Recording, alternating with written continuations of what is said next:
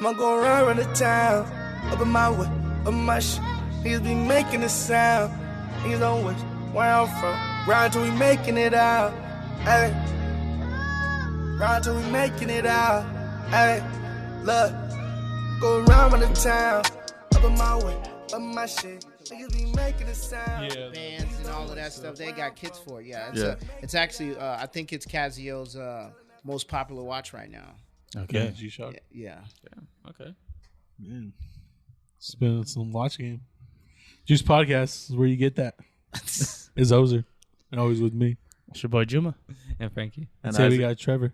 Oh yeah. We're gonna ignore me. Now we're gonna ignore me. Yeah. Now we're gonna ignore me. Yeah. Yeah. Give him shit for yesterday. This fucking guy. Dude. It was literally yesterday too. That's the Yeah. We all literally agree. He total T. Yeah. I was waiting for it too. I was waiting for it too. Were you And in the then he spot, and then I he was just probably fuck- even practicing and shit. I was practicing chopped before you I All was right, pulled all up. right. No. Give us your options. I know you were stuck between like three of them.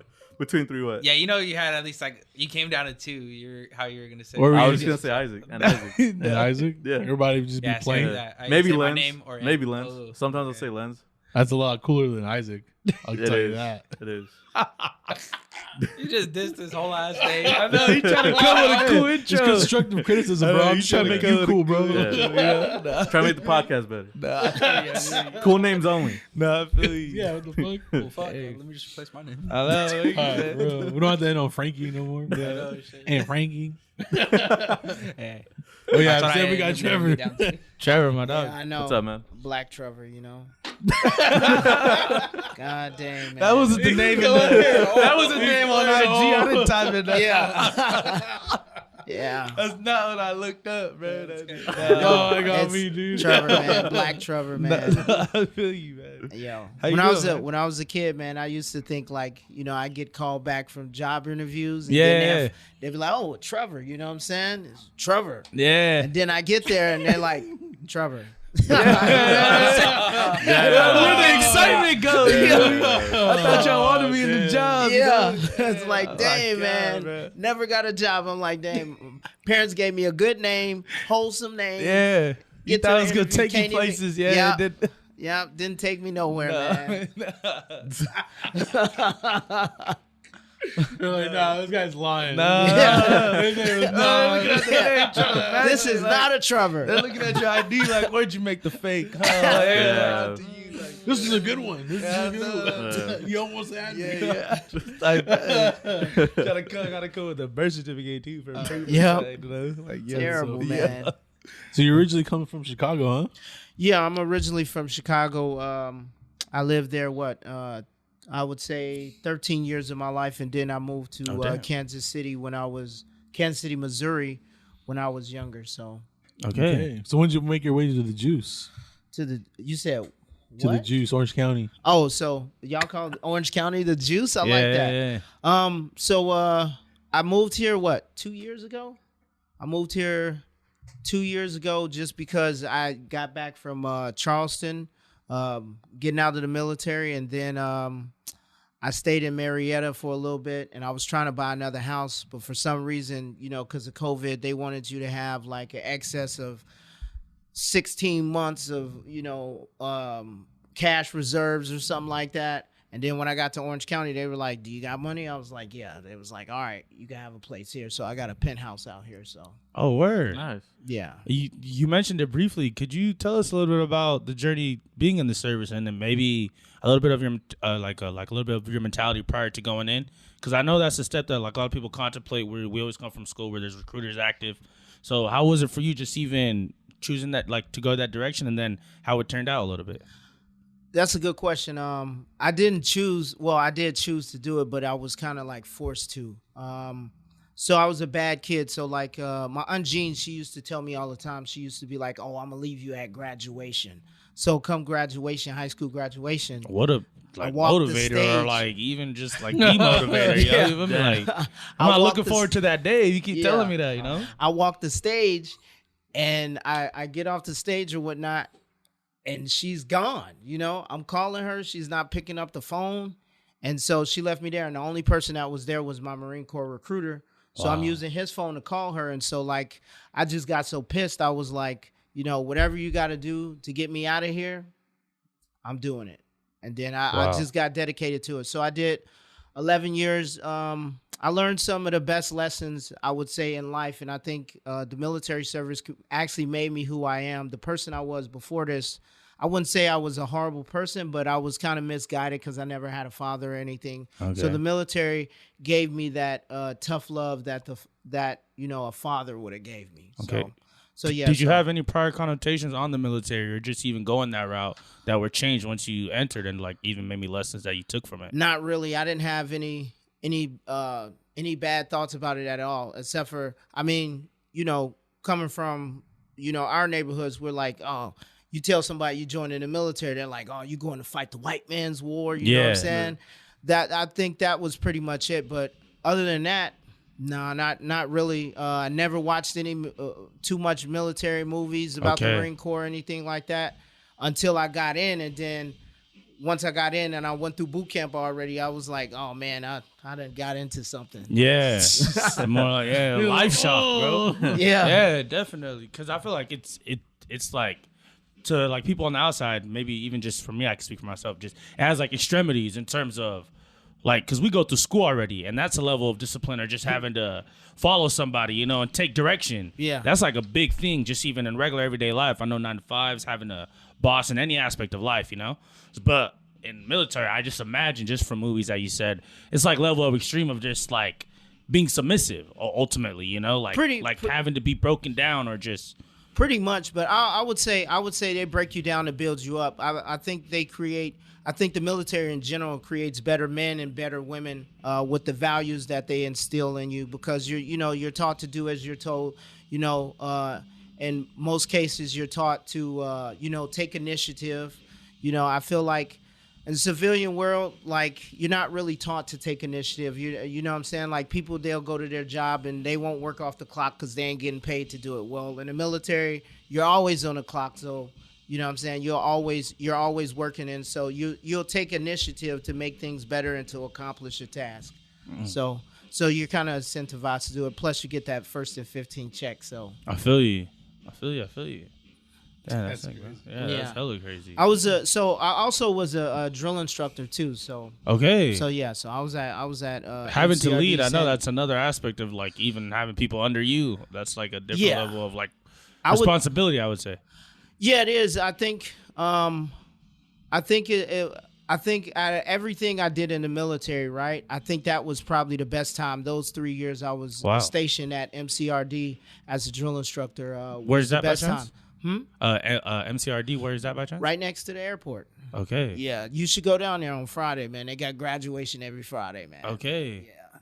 Damn. It's pretty. I think it's pretty awesome. But yeah, I had a great time there. I think in the beginning it sucked, but like as you learn, because you're learning to lead, you're learning and the whole time you're in the military is a learning experience every single day. You know what I'm saying? So it's something. It's not for the weak, I would say. Especially the Marine Corps, because it's the toughest branch. No slight to anybody else. Yeah, I know that's always a thing amongst you guys. What was Vic? Vic was a Marine too. He was a Marine as well. He was a Marine as Yeah, well. because he was talking shit on the other branches. Yeah. No slight to anybody else, but the Marine Corps is the hardest branch. So, like maybe like a little bit more personable. Could you tell us maybe like a personal experience that like you maybe hated? Because I know he would speak on like having to wake up early doing PT. Was there something that you could like like maybe like a specific experience where you say, man, I'm not enjoying this, or like I didn't know what I even got myself into. Just even one of that. So I would say, as a new drill instructor, right? So the thing that I did hate was during the F days, they're called forming days, right? This is when the recruits first come in and you're breaking them down and they're staying up and you're taking them to medical and all of that stuff. So as a drill instructor, you stay up for 20 to 24 hours. So like a lot of recruits are like, oh, my drill instructor doesn't sleep. We do sleep. But, you're up 20 to 24 hours. You're always with them, especially as that new drill instructor, because you have to learn the days and stuff like that. And I'm telling you, you're like a zombie. Damn, you know, it's yo. you talking about mental toughness. Yeah. Yeah, because you still have to yell at them if they mess up, right? So You still have to you yell. have to keep that energy for 20 hours. Yeah, I can you know what I'm imagine. saying? So, and it's forming days. I think it's 3 or 4 days. Wow. You know what I'm saying? Wow. So up to 72 to 96 hours. You know, so it's tough, Yeah, man. the only people I know that could do that are on drugs, dog. Yeah. Be able to yell at someone that's So I'm like so amazed right now. I'm like, damn, that's crazy, I'm bro. asking you Like, what I know type he of did that coffee shit you tirelessly. got access to, you know? be able to yell at someone at 2 a.m. and be yo, sober. like, yeah, That's a whole different type of mental Yeah. fit, bro. Hey, and sometimes you don't get a chance to eat. You know what I'm saying? You want to eat, but because you put mission first and because you're so passionate, you know, sometimes you be like, all right, I'm gonna skip this meal, you know, and then you'll probably like get a snack or something like that, or a drink of water or something like that. And I'm talking, when I say a snack, I mean like a power bar. You know, I'm not talking about no full meal. Or Yeah. anything. So, but you do have the opportunity to get a full meal, but it's just like you're so focused on trying to make sure these recruits are doing what they're supposed to do and trying to have that initial impression on them that you're just like, I'm going to skip drinking, I'm going to skip eating, you know what I'm saying? And I'm going to just hold it out, you know what I'm saying? Yeah. So, Different level of sacrifice. I would Yeah. think It just is. going into the service, and now you're saying things that you do while you're in there, you know? yeah. It just changes like perspective. I'm like, I don't know. That's crazy, man. Yeah. That's crazy. That's crazy. So how did you transition from going from drill sergeant to back to regular life civilian? Oh man, that's a good question. So, while I was a drill instructor, what happened was I became an entrepreneur somewhere between there. I became an entrepreneur. So I started off with an ATM business, and I had this gunnery sergeant who used to tell me about taxes and business and stocks and all of that stuff. So first I started with the stock market. I started investing in stocks. Then I got into the ATM business, and then after that, eventually got into real estate. I started making so much money with the ATM business. I was making like 6 to 8K a month extra, and then with real estate, I would think I was making like maybe $2,000 extra or something like that when I first started. Because what I did was I did house hacking. I rented the rooms out, and so I was like, man, I really don't need this. So when I went back to the fleet, which is basically doing my regular job in the Marine Corps, because being a drill instructor is a special billet, let's put it like that, special thing to do. Not everybody does it. I felt like I wasn't learning anymore. And then because I was so new to entrepreneurship, I was learning every single day something new, because I was reading different books. I was listening to podcasts. You know, I was going to seminars. So because I was learning something different, and in the Marine Corps at the time, I felt like I wasn't learning anything different. I was like, I'm going to get out. So I would say my transition was pretty smooth. Yeah. Okay. Yeah, because you were already invested into something and you already saw a future in something after. Yeah, you it leaving took this. a bit. Becoming an entrepreneur took over my whole life. Like, it's the only thing I could think about. Like, I started learning about credit. I started learning about, wealth. I started learning about real estate. I started learning about so much different things about life just in general. I started learning about money, how we're lied to, you know what I'm saying? And I was just like, man, like every day I would go to work and I wouldn't even care. I'd just be like, dang, I'm starting to read books at work and stuff like that about, different things. So yeah. I feel you, bro. And then even with the transition, what would you say was your main focus? Because I know you say you went to the ATM or just even the housing. How'd you even know which market to approach? Was it from the knowledge of books? Was it prior research? Was it somebody in your ear just telling you what you want to possibly just even get into? Or was it just maybe something you had interest in all along, like the stock market, and just even wanted to be invested and stuff like that? Well, the way I all got started is like, I had been up like 20 to 24 hours and I was tired, and I was asked to come back to work within like 3 hours or something like that, so I wouldn't get enough rest. So so instead of going to bed, what I did was I just YouTubed, how do you make money from your house? You know what I'm saying? I just YouTubed it. And so like the stock market. I just know that's probably the average search of somebody. Yeah. Somebody probably type that in. Yeah. Pop up immediately on Google, you know? Yeah. Finishes your sentence for you. That's Like, me on a bad day. Yeah, right. It was a real That's bad. me You on hate Monday. your job, bro. You go home and you probably do it on your lunch break. Yeah. How can I, you know? you mad Just as waking hell. up like, damn, I got. Yeah. So I was like, Help me I was quit like- this. to make Help me quit this money. bitch right now.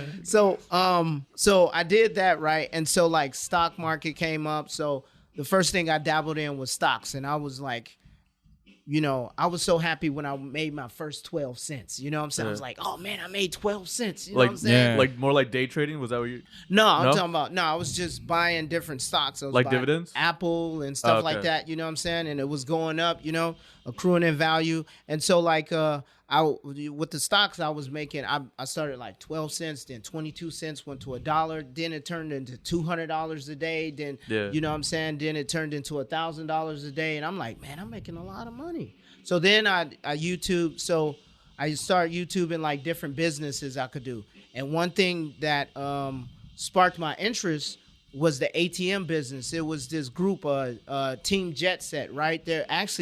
They were here in Orange County, right? And I was stationed in San Diego, and they would throw a lot of events. And all I saw was these guys with Lambos and stuff, Lambos going on yachts with these pretty fine girls and stuff like that. So I was like, oh man, let me see what this is about. So I bought their course for $1,000. I did everything they said to do in the course, and I made my $1,000 back like in a week. Damn. Crazy. In a week. And so like, cause my first two I know ATMs, as an average person, it's hard to like, you don't know what's tangible or just what to believe in when it comes to things like that, you know? Hey, It seems unreal and unachievable. Maybe just how I can always speak on personal feelings. a lot of people would say that stuff is scams, right? Right. But like, I just was like, yo, I'm gonna do everything he said do. I did exactly everything he said do in the videos to the T. Everything. The books they said to read, everything. I did exactly what they said, and I made my money back. I got my first 2 ATMs. I got first 2 companies. One was a barbershop. Another one was a salon. Wow. And they wanted the ATMs. And from there, I started making money. And then during that time, simultaneously, I got into real estate because I was just getting promoted, and I was getting BAH, which is the extra amount of money that military gets for housing. And so I went around to everybody, and I was like, hey, you know, I'm going to buy me a house. What type of house should I buy? You know, asking that question. And everybody's like, oh, buy a 1-bedroom. And I'm like, no, I don't want to pay the mortgage. You know, I'm going to get me a 4-bedroom, and I'm going to stay in a room, and I'm going to rent the other rooms out, you know? House hacking. Huh? House hacking. House hacking, yeah. And so like, so I got the house, and I put the room up on roomies.com. I put all 3 rooms up on roomies.com. Now, I will say this. I told everybody I was going to do $1,000 per room. But for some reason, me being new, I was like, I got a little bit, you know, scared. And so I did like $600 for my master bedroom, $800 for another room. And then I did like $750 for another room. You know what I'm saying? So I started making money from that. And then as time went, I started increasing that rent. You know what I'm saying?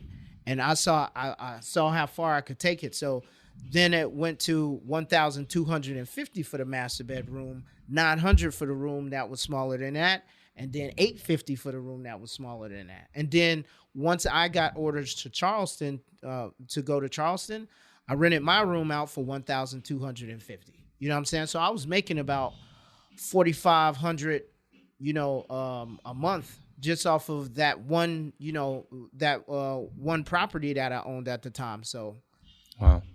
So yeah, I just took the risk, man. You know, as I started seeing the results, I started taking more and more risks. You know, then as I started reading more and more books, I started just, you know, the mindset just came to me. You know what I'm saying?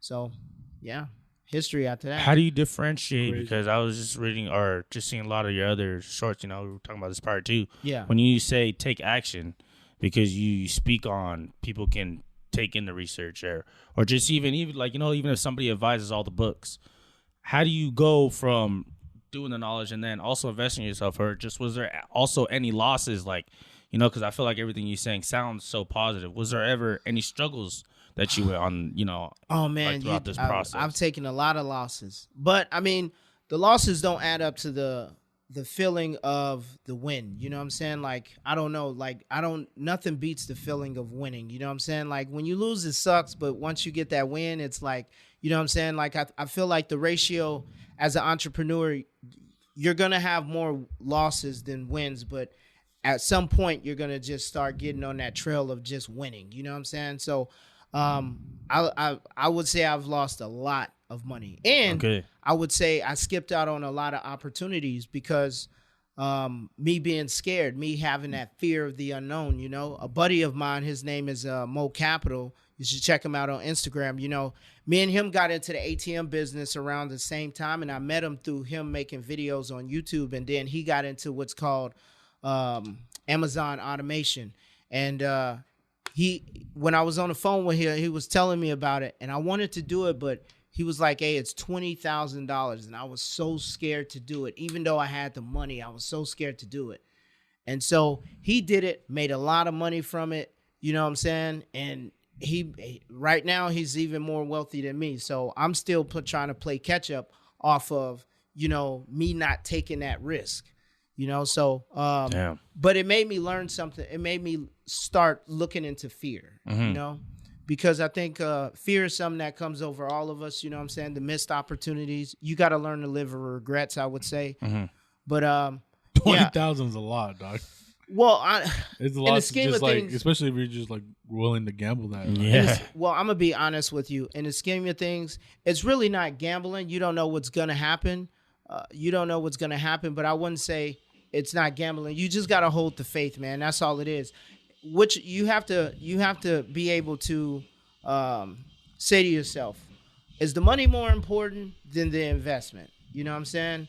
Because in my case, I was saying the money was more important, and I think a lot of people do that. They want to hold on to their money, and that's why poor people stay poor, is because they want to hold on to it.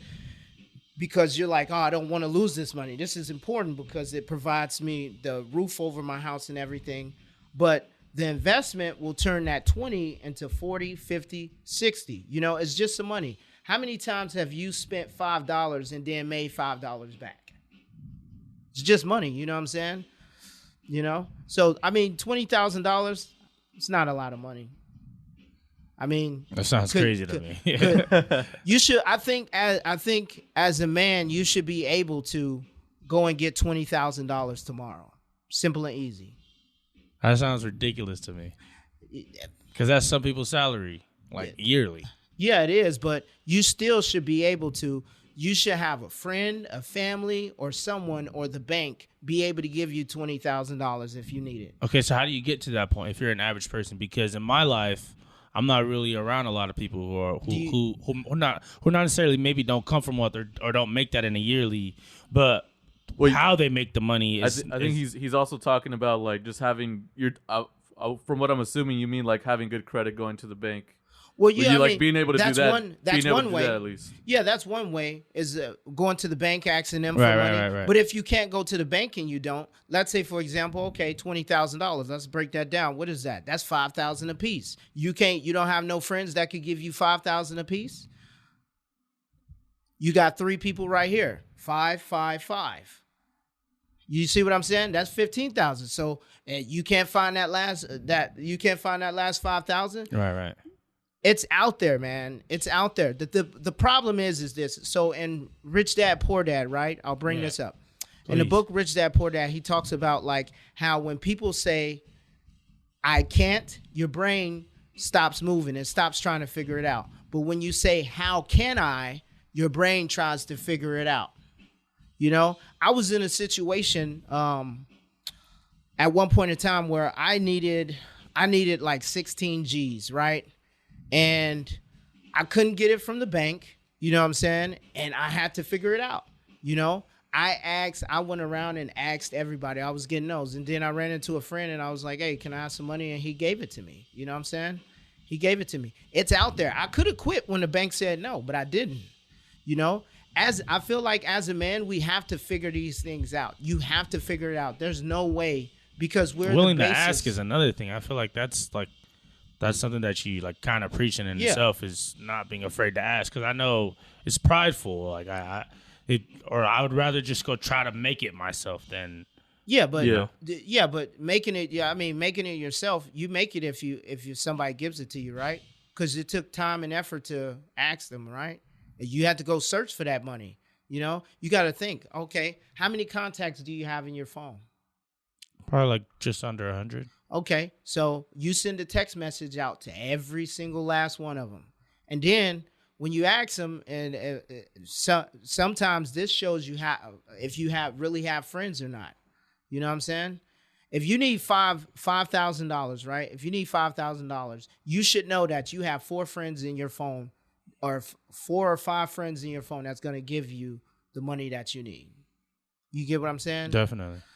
If not, you need to take those people out of your phone. Nah, def. You know what I'm saying? So I think even with that, I think it has to do with friends are also supportive with like the idea. I think it's not only just them willing to give me the money, it has to do with like what is going to be spent on. Like I feel like friends are also invested in the decision making. I think although they may be just willing to help me out, like whatever my situation may be, if it's dire, you know, I know because like you see it tangibly when GoFundMe's happen, you know, when somebody passes away, you see genuine support happen when things like that do take place, you know.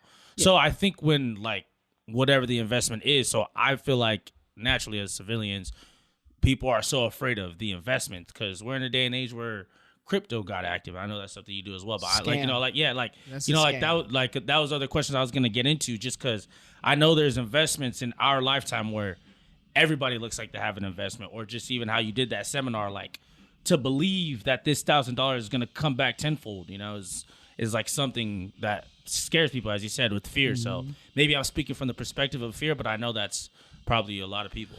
I will say the idea is valuable. If you do have an idea, let's say, for example, you want to, you know, buy a house and flip it, right? I think that idea is valuable. So now you say to yourself, okay, well, I don't have the credit to do it, but, you know, he has the credit. So you go to him and say, hey, man, you mind if I use your credit? That's a big sacrifice for him, but you two are friends. He should be able to trust you. You know what I'm saying? Then you're like, then you ask him, hey, and I have the idea. You got the credit. Now we need to find the money. Do you have the money? No, I don't. Can you got back? You got that? All right. So now we need to find somebody with the money. You know what I'm saying? The idea is just as valuable as the credit and the money. You know what I'm saying? It's just that you need to bring those, and that's what entrepreneurship is.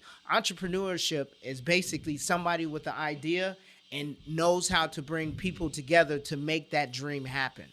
You know? So when you see people, you know, asking for money or whatnot, it's because they're not scared like the average person. You know what I'm saying? They're not scared because for every no means next opportunity. Go to the next person. It's a bar. And, you know, and it's they're an acronym. I mean, okay, you learn out. He's a whole rapper this whole time. He can't hear to push his mixtape, bro. He did all that to get the bar off. You know what I mean? You know, and it's just go listen bar, to that new Black Trevor. You feel me? Yo. But yeah, so I mean, you just got to be able to take those no's. The average person is not used to taking so many no's, but as an entrepreneur, you should be searching for no's. You know what I'm saying? Because yes is like a needle in a haystack. You know what I'm saying? And so you can't get to that yes without hearing no's, you know? Mm-hmm. Maybe if I go back to one of your earlier conversations, I know it's probably like a little spinoff of like you owning houses. Do you face being a landlord and those problems? Because I know like I still rent my place, you know? So I know like having to maintain the house, like that's another side besides just investing in the house, having to deal with tenants and maybe that side of it. And then I wanted to do a double question with that. In the market of Airbnbs being popular, why did you not go that route, or what's the difference in renting and not doing a B&B? Well, Airbnb is popular. I had a friend, Caitlin, who was doing Airbnb, but let's put it like this: the reason why I got into, you know, just doing the regular house, because at the time, like I said, I was getting some extra money. And I was like, hey, let me buy a house, because I was like 26 at the time. And, you know, I was like, I stayed in military housing. I mean, military on base in the barracks. You know what I'm saying? So I was like, let me buy a house. So it was like a stunting thing for me. I already had 2 cars. You know what I'm saying? And I'm like, you know what? Now it's time to Get the house. yeah. And I was getting it for the Or ladies. just even knowing you could get one. Like, sometimes just prove it to yourself. Yeah. Well, don't get He me said wrong. I was getting my house for the lady. Yeah. I was. I need a pool. I was. I want the jacuzzi over there. Yeah. So, but the thing is like and then I wanted to be like to the ladies and be like, yeah, I own this place, and these are my renters. You know what I'm saying? So that's the reason why. That's the reason why I was doing that. Now the Airbnb thing was something that I dabbled in a little bit, but not too much. And that I dabbled in with Caitlin or whatnot, because at the time what we were doing was we were just signing our names on leases, and then Airbnb, and then doing the whole Airbnb thing, buying the furniture and this and that, posting it on Airbnb. But that wasn't the way to go. Let's to be honest, it's a lot. We were spending a lot of money, and then also, what was another problem with it? It was something else, but we were spending a lot of money, and then ran into a part where you can't be signing all these leases. You know what I'm saying? So the Airbnb thing was a problem. Not saying that it's not profitable, because nowadays I see it all the time on Instagram. They have different ways. They got apps and stuff where you could like see and different ways to rent homes and stuff. Yeah, then I didn't know about corporate leasing where you could just sign. I was new at the time at it. Well, we were new at the time at it because she was my business partner, or you would say I was her business partner at that time. But yeah, the whole Airbnb thing it just didn't, it didn't, I didn't like it. And then when COVID hit, I know she maintained the Airbnbs, and she actually started getting rid of all of them. She has one Airbnb now, and that's it, So, because I know California I think they were trying to get rid of Airbnb at one time because it was taken away from the hotels. California ain't having that. Yeah, because it's a tourist place. So. Definitely. Yeah. So they made all the rules, and that's the one thing about California. There are way too many rules about stuff. The restrictions out. Okay. Yeah. Mm-hmm. Okay, and then also I'm sorry for the first part of the question of being a landlord and facing those problems and actually having tenants and having to maintain the property. So, man, I would say some of the craziest things comes with tenants, man. Like I said, when I was living at the property, I think that first group I was with, we were all friends. We were all cool. And then when I got stationed in South Carolina, in Charleston, it seemed like the tenants just got worse. You know what I'm saying? Like, I had a girl, she threw a party, put a hole in the wall. I had, a tenant, another female, ended up having, she was only supposed to have one dog, ended up having 2 dogs, 3 dogs, 2 cats, you know what I'm saying? Yeah. Like the whole tenant thing. And then, a huge problem is because at the time I was being a landlord myself, is that you try to be friends with people, you know what I'm saying? Right. And you try to you try to humanize yourself with them, you know what I'm saying? Right. You don't want this stuff to happen, but it just happens, People are gonna see how much he's gonna let me slide. Yeah. And it makes it harder to have business conversations. Yeah. It does, man. So I had to get out. I had to get out of that whole landlord by myself thing. So a word. So then you transitioned to even having help, like you weren't afraid to get some help. Yeah, I had to. I had to get some help because I was seeing that it's tough. The whole friend and business thing, it's truly tough. You know what I'm saying? Because I feel like the older I get, the more I start to care. You know what I'm saying? But yeah, like when you hear these people excuses, you try to empathize with them. You be like, oh, okay, I understand. But really, they just getting over on you, man. They lying. But they just getting over on you. So I wouldn't say. Now I've had some great tenants. I've had some great tenants. But I've had those tenants that sucked, and it is what it is. I let them be in there. So yeah. And I've had tenants. Take it to. When I got out, I was trying to manage myself, and I had a tenant who was supposed to, pay me. What do you call it? Security deposit. $2,000 of security deposit. Oh man, I don't have it, but I have it next paycheck. pays me rent. Rent was they would pay me rent $2,000 first and 15th, but then on top of that, I needed that security deposit. Ended up that first month not paying me the security deposit.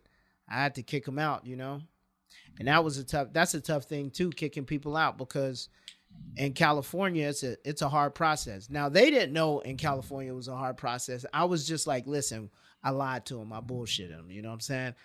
So I was like, listen, we could do this the hard way or the easy way. You just leave is the easy way, but the hard way is, I go to court.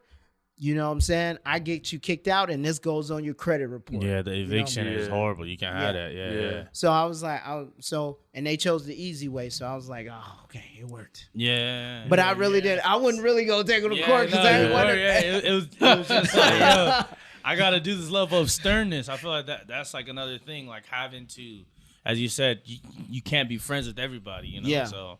Yeah, you can. You most definitely can, especially when it comes to business. You want to be friends with people.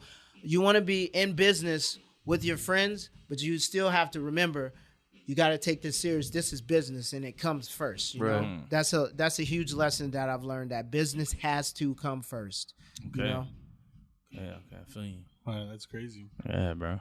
You only got like 2 vlogs though, right, on your YouTube right now? Yeah, just the 2, man. Just the 2. I wanted to do more, man. Maybe I will do more. I got to figure it out. So I got to figure out what direction. What direction you're about to take on these videos? You can do more vlogs. You can do more whiteboards. Well, I felt like, I'm gonna be honest to you. I didn't like. So at first I was into trying to teach people about money and stuff like that, and how to make an LLC and all of this other stuff. But then I started looking at myself and I was like, this is so nerdy.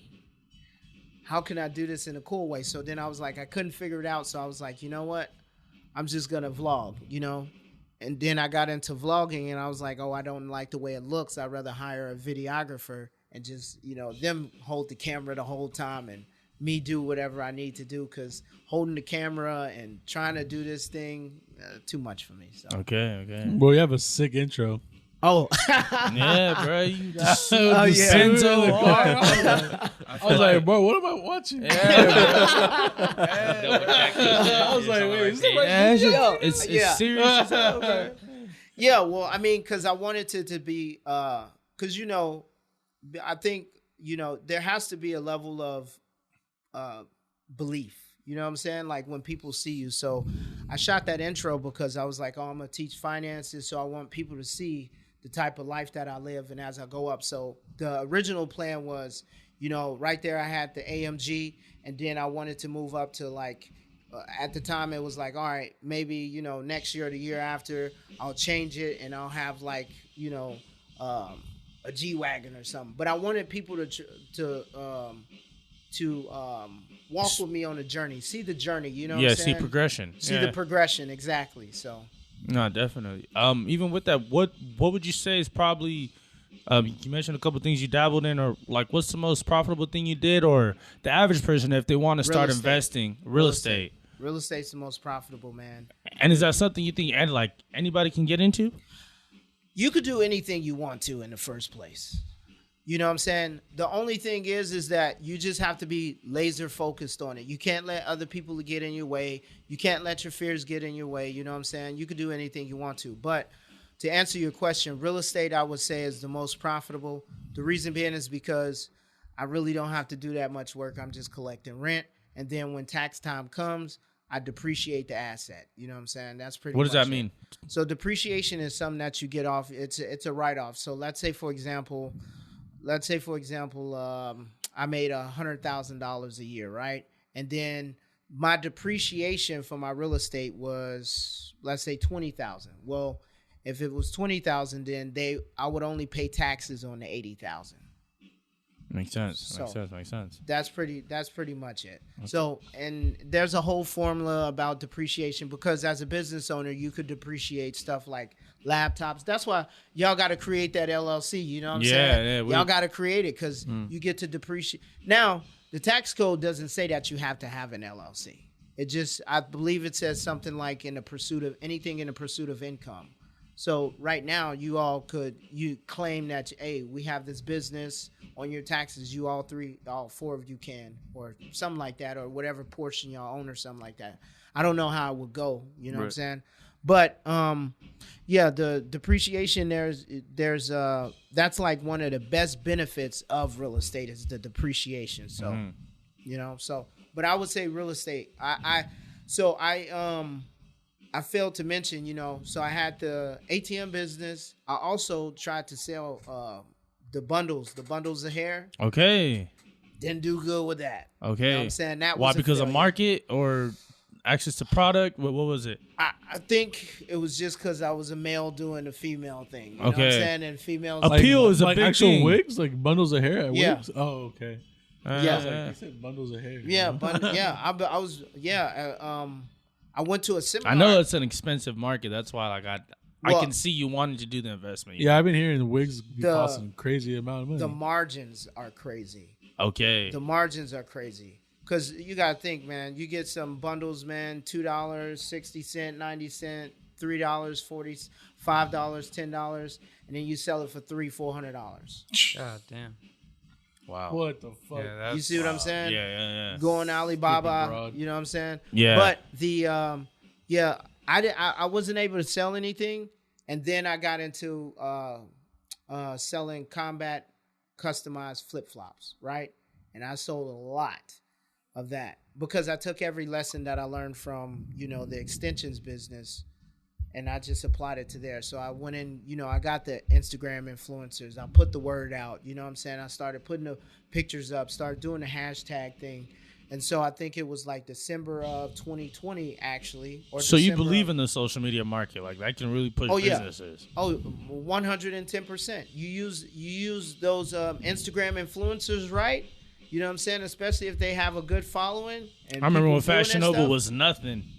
It's Yeah. everywhere. Exactly. Yeah. So, like, I believe it, bro. Yeah, so I it works. believe it. But yeah, I sold out in 2 days, made 17 grand.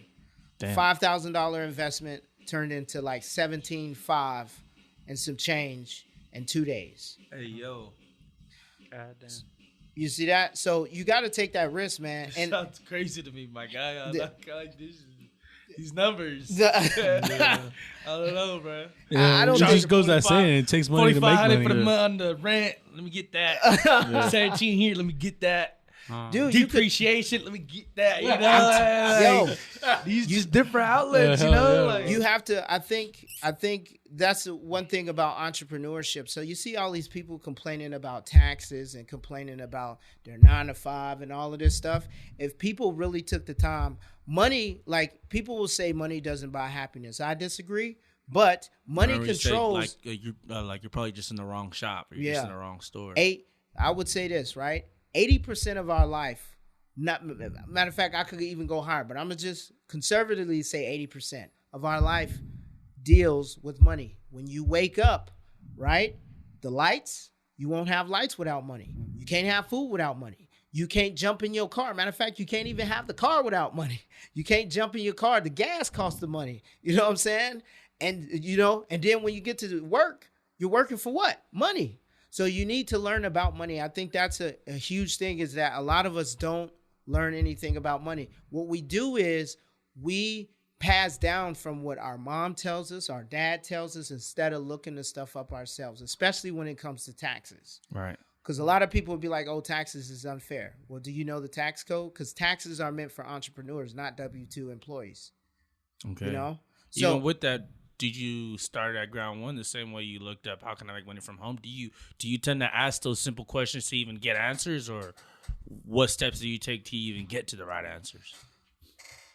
So I've learned that you got to learn as you go. You're never going to have all the right answers up front. You have to learn as you go. So a lot of people want to question. Right. You know what I'm saying? Until they get to a point where they be like, oh, I'm just not going to do it.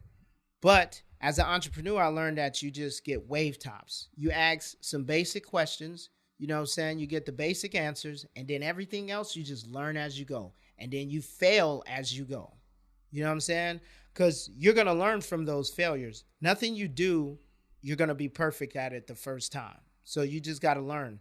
I think the problem is the overthinking and the fear, because everybody overthinks. Like when you tell somebody to invest in stocks, right? They say, "Oh, what if the market crashes?" Right? So that's the fear, and then that's the overthinking, because the market doesn't crash that often, What if? But the thing is that people fear losing money. Yeah. Right. But you got to look at it like, man, how much money have you lost and wasted?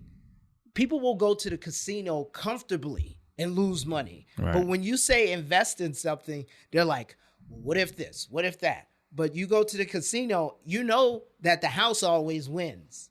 You know what I'm saying? And there's a million, there's a 1 in a million chance of you actually winning. And you rather take that risk instead of, going and making an investment, buying a rental property or investing in stocks, So I feel it. You mentioned Rich Dad Poor Dad books, or like you mentioned the speech from earlier, just because I was going through your book catalog on your bio. Like I saw the greatest speeches in there. You feel me? Yeah. So that was just one of the books. Could you also give other book recommendations? I know that's something that people have access to in your IG. I know we're gonna give that up, but could you give us something that you did from the starting level, or maybe stuff that you're reading now? Oh man, I would say Seneca's what is it? Life is long if you know how to use it, because everybody always says life is short. So the book is about time. It's about not wasting time. It's a great book. It's by Seneca. I think he was a apprentice of Plato. Okay. And then another good book. Old book. Yeah. It's another good book is what is it? Outwitting the Devil by Napoleon Hill. That book will change your life. If you believe in Christianity, like, it's not a book constantly about Christian. It's not a book that's based on Christianity, but so the author Napoleon Hill is having a conversation with the devil, right? And the devil's telling him how he does everything, how he manipulates, and like, when you're hearing the devil talk and you're hearing this conversation between the devil and Napoleon Hill, it just does something. It moves your spirit. Like, I tell everybody, don't read the book. Go out and buy it, but listen to the book. Listen to it while you're driving, while you're cooking. Oh, so like you don't mind the audiobook experience for that book. Okay. I like actually reading. Okay. Yeah, I like actually reading. And then that book, The Art of the Deal by Donald Trump. Then you have The Allegory of the Cave by Plato. And what else? You have Managing Oneself by Peter F. Drucker. Rich Dad, Poor Dad, of course. And then I would say the ultimate book, the Bible. I would say the Bible is probably the number one book because it states everything in there, from friends, how to pick a wife, how to raise kids. Like, it's one of the ultimate books. And then right now I'm reading Myron Gaines's book. What is it called? It's called Why Women Deserve Less. So I'm not really reading any business book. You know what I'm saying? Crazy. But his book is actually really good. It just came out February 14th on Valentine's Day, and it's actually really good. Oh wow. Yeah. Okay. Man, I'm happy with this episode. This is our first time we're promoting books. Yeah. We've done almost 100 episodes. Asking people's favorite albums, and this is different. Yeah. Bro. So I know. Okay, so I kind of forgot the quote a little bit, but I know you said something one time that you don't want to be a role model. You want to be an example. Was that the saying? Did I say that? Yeah, I forgot That's what podcast. a good quote. Okay, yeah, no, I forgot what podcast you're on. I don't know. I say some good shit. I didn't, but yeah. No, I forgot what Okay. podcast you're on that I heard that on. But yeah, I remember you said something like that. I was gonna ask exactly what you meant by that, but I think people hold role models up to, like, people. As people, we hold role models up. Like, a role model of mine is Jay-Z. If Jay-Z did something wrong, he would probably no longer be my role model, or maybe not. I don't think so, because I know he's human, right? Right. But I think when you hold yourself, people hold role models to the standard of perfection that is not humanly, if I can say, you know what I'm saying? Because humans are not perfect, right? We're always gonna mess up, you know? Yeah. Always.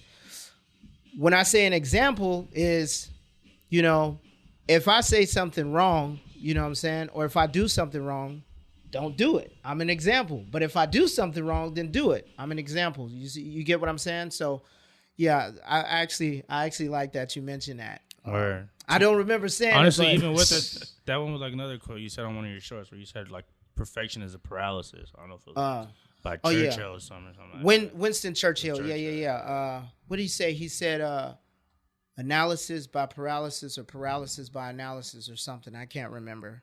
But yeah, it just means that you know, that you look at something so long that you just be like, oh, I'm not gonna do it because you hold so because you stay still. Instead of moving, you just stay still. Instead of taking action, you don't take action because you're so scared, you know. Right. So yeah, I think it was Dan Pena. A different way to say that is the more you investigate, the less you will invest. Okay. Yeah. Last thing I know I wanted to touch on, I just checked right now because I did it when I went on your page. What was the broadcast link on your page that you have people?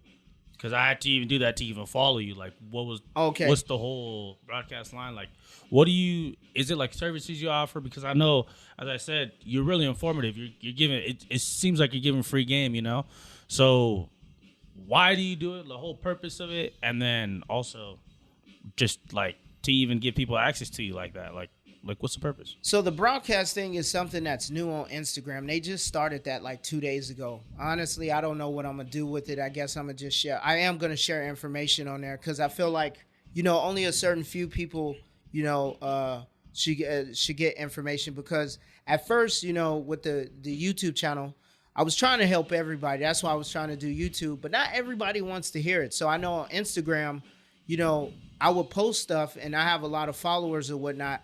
But at one point, everybody just got tired of hearing about, you know, business. Like when I was in the military, so I got all my followers from being in the military. And then I got into business and it was like, all right, well, we don't want to hear that business entrepreneur stuff all the time. So less people started engaging me because that's not what they wanted to hear, you know? So I guess with the sophisticated line, that's my broadcast channel. It's just me. It'd be me giving information or sharing different videos of stuff. Like I'll probably play a Trump video on tomorrow. I'll probably play a Trump video for people to see, to learn about, you know, trust. How Donald Trump put certain things in trust and stuff like that. So yeah, I'll just probably use it to share information. That's Okay. it. And then the reason why I share the information is just because I feel like. For the people that know me, they don't know what I know. So I want to share it with them so at least they can't say no one ever told them. You know, I have a best friend of mine, you know, when I was joining the military, I told him, hey, join the military. You know what I'm saying? I told him, hey, this is a dead end. Staying here is a dead end. You know what I'm saying? And then he never joined the military. You know, he went to college, didn't finish college, and then, you know, I'm traveling all over the world in place. He ended up getting married, and then he has a 9-to-5 job. And then I ended up becoming an entrepreneur, and I'm trying to get him into entrepreneurship. I'm trying to get everybody, hey, become an entrepreneur. This is the way, you know what I'm saying? And he's like, nah, man. And then, like, when we talk on the phone, he's like, why you didn't pressure me harder to, you know, get in the military? I'm like, dude, I talk to you about it every day. Like, yeah, I pressured you to do it. So you can't put this on me, my guy. Yeah. So I do that so people can't say, hey, you didn't share the information. Right. You know what I'm saying? You know, and I'm doing this on my journey up. So I'm making mistakes. I'm learning from them. I'm telling people to do stuff. I'm making mistakes, and you know, I'm just on my journey up. You know, so yeah. That's the reason why. It's just sharing. I feel you. It seems genuine, my dog. Yeah, it seems genuine. You would think people just want to scam or just feel better, like I'm doing better than you. You know, like that's how like people who are like, I'm not sharing it at all. Yeah, maybe that's just insecurity of somebody who's not doing as good as people. You know, so well, it, that's like, what I was gonna. Yeah, because so a lot of people they'll say, oh, it's you come off bragging. It's not bragging to people who are doing the same thing as you. You know what I'm saying? You know, when Or I it's sit like, around, you ain't got the answers. yeah, you never hear how it nobody, doing better than you say things like that. Right. The only people who say things like that are people who are doing less than you, or they feel inferior to you, you know? So those are the only people. So at this point, at first I felt bad, you know what I'm saying? I was like, oh, maybe I should stop talking about business, this and that. But then somebody told me that, and I was like, you know what? That makes a lot of sense. So I'm going to keep on at it, you know what I'm saying? Hell yeah. So what's up for future endeavors? You think about ever doing some seminars? I want to do seminars. I'm actually looking to do seminars. I get at people on Instagram all the time. I'm like, oh man, how did you find they're like, oh, find a manager. Then I'm like calling around, finding a manager. I'm like, man, this is a tough thing to crack, you know? But I do see that in the future. Right now, I'm still focused on the real estate syndication thing because I'm trying to climb higher. So I think as men, like, we should always be trying to climb higher. We should be striving to do higher. You know what I'm saying? A lot of people would tell you, you know, be humble and stuff like that, but that's to keep you at the lower level. No, you got to go higher. You know what I'm saying? Right. You get the Honda Civic, that's fine. Don't stay there. Move to that BMW. You know what I'm saying? You go to that BMW, go to that Mercedes-Benz. From the Mercedes-Benz, you know, you get you the Rolls-Royce or the Ferrari or whichever one comes next. But you can't, I think in this life, you only get one life, so you can't be satisfied. So you always have to be trying to move higher. You know what I'm saying? Like, first I lived, you know, I came from the ghetto. Then after that, I lived in the military, you know, barracks, which is the, you know, the housing on the military. Then after that, I moved into my own spot, my own place. Now I stay in a penthouse. And then from the penthouse, I'm going to buy me a bigger penthouse. And then, you know, after that, well, I'm not buying it. I'm going to rent it. You know what I'm saying? But from the bigger penthouse, you know, from there, hopefully the mansion, you know, that's the goal. So I think we should be moving in life. We shouldn't be staying in the same spot. A lot of us, we get complacent and we stay in the same exact spot. I think, you see, I call a lot of people zombies. They do the same thing every single day. They go through life, they go to work, you know what I'm saying? They drive the same route, you know, they don't look at anything different. They watch the same TV shows, you know, they watch the same YouTube videos. They do nothing different in life.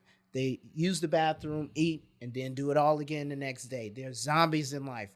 But then you have those other people who smell the roses and get out. You know what I'm saying? They don't take the same routes to work because they want to see the different ways to go to work. They don't talk to the same people. They're social. You know, they're trying to get, hey, what do you do? What do you do? Oh, snap, that's amazing. How did you do that? You know, they're asking questions and stuff like that.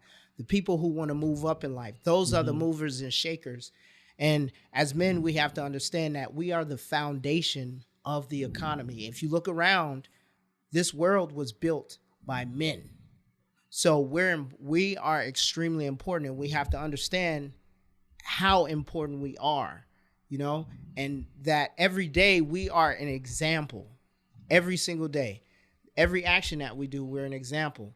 So with that being said, I'd say, you know, I think it's better to be an example than a role model, you know.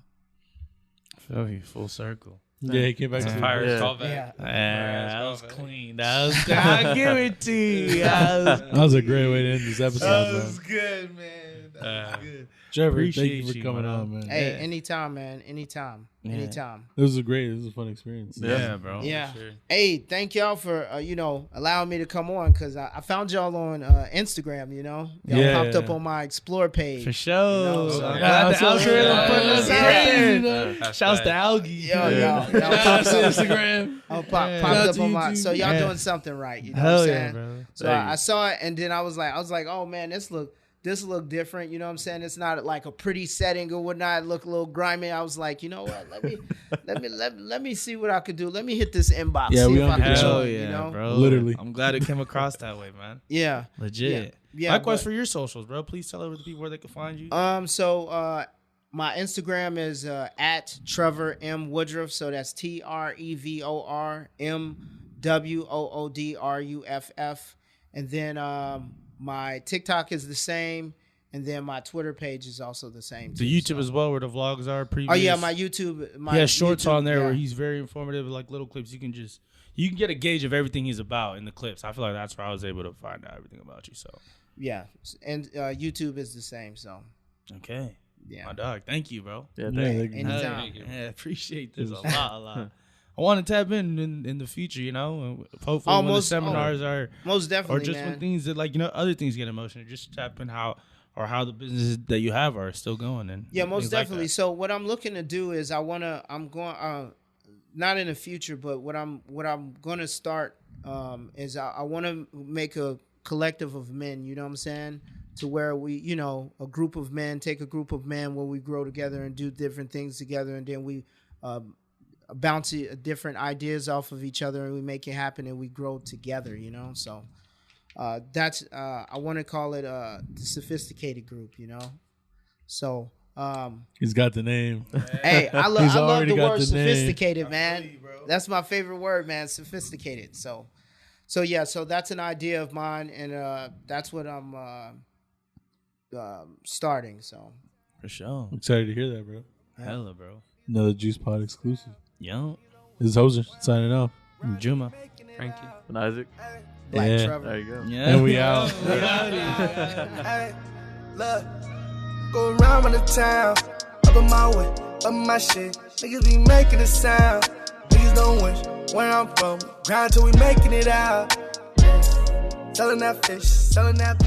Look, niggas grinding just a sign. I'ma go around the town, up in my way, up my shit. Niggas be making a sound.